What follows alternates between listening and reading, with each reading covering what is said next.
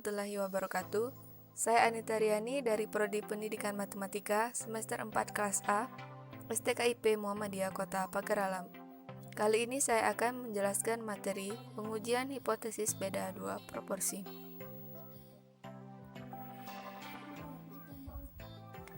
Pengujian hipotesis beda dua proporsi. Untuk pengujian hipotesis beda dua proporsi, prosedur pengujiannya ialah sebagai berikut. Yang pertama yaitu menentukan formulasi hipotesis.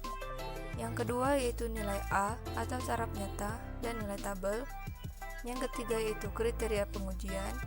Yang keempat yaitu uji statistik. Dan yang terakhir yaitu menarik kesimpulan.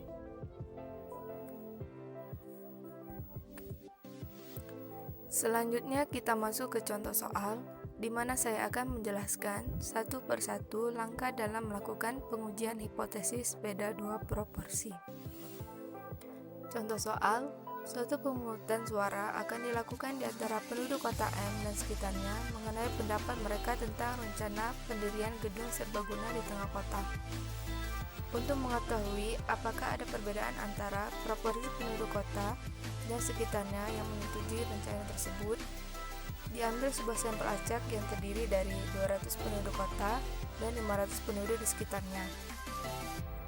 Apabila ternyata ada 120 penduduk kota dan 240 penduduk di sekitarnya yang setuju, apakah Anda setuju jika dikatakan bahwa proporsi penduduk kota yang setuju lebih tinggi daripada proporsi penduduk di sekitarnya?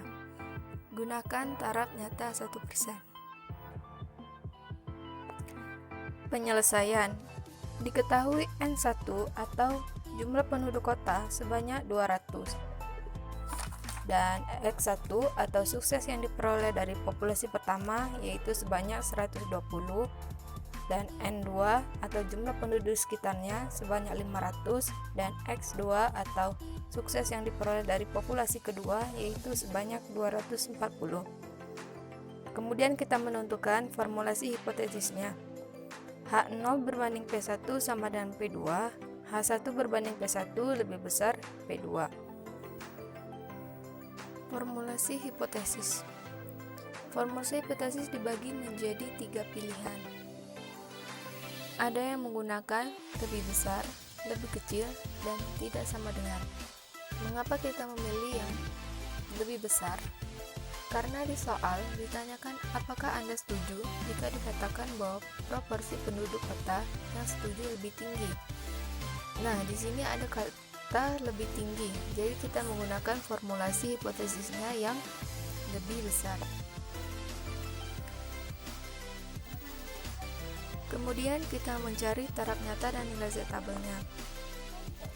A sama dengan 1% sama dengan 1 dibagi 100 yaitu 0,01 dan nilai Z 0,01 sama dengan 2,32. 2,32 didapat dari 0,5 dikurang A, di mana A sama dengan 0,01, jadi 0,5 dikurang 0,01 sama dengan 0,49.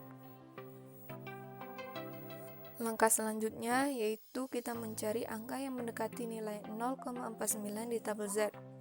Dapat kita lihat nilai yang paling mendekati dengan 0,49 yaitu 0,4898, di mana terletak di baris 2,3 dan di kolom 0,02. Jadi nilai Z 0,01 yaitu 2,3 ditambah 0,02 sama dengan 2,32. Kemudian kita mencari kriteria pengujian. Sebelumnya kita sudah dapat formulasi hipotesisnya yaitu H0 berbanding P1 sama dengan P2 dan H1 berbanding P1 lebih besar P2.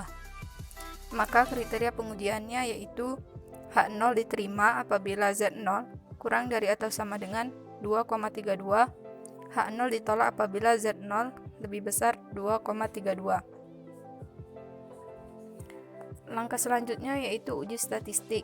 Pertama kita mencari P1 dengan rumus P1 sama dengan X1 per N1. Lalu kita substitusikan ke dalam soal P1 sama dengan 120 per 200 sama dengan 0,60. Lalu kita mencari P2, yaitu dengan rumus P2 sama dengan X2 per N2. Kemudian kita substitusikan ke soal. P2 sama dengan 240 per 500 sama dengan 0,48. Lalu mencari P, yaitu dengan rumus P sama dengan X1 plus X2 per N1 plus N2. Lalu kita substitusikan ke soal. P sama dengan 120 plus 240 per 200 ditambah 500, yaitu hasilnya 0,51. Selanjutnya kita mencari Z0. Z0 yaitu dengan rumus Z0 sama dengan P1 min P2 per akar P buka kurung 1 min P tutup kurung buka kurung 1 per N1 ditambah 1 per N2. Lalu kita substitusikan ke soal. Z0 sama dengan 0,60 dikurang 0,48 per akar 0,51 dikali 0,49 dikali 1 per 200 ditambah 1 per 500. Dapatlah hasilnya yaitu 2,9. Langkah terakhir yaitu menarik kesimpulan. Kesimpulan, karena Z0 sama dengan 2,9 lebih besar Z 0,01 sama dengan 2,32, maka H0 ditolak.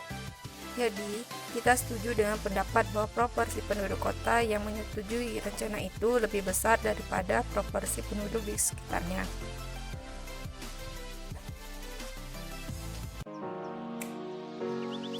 Ada pertanyaan?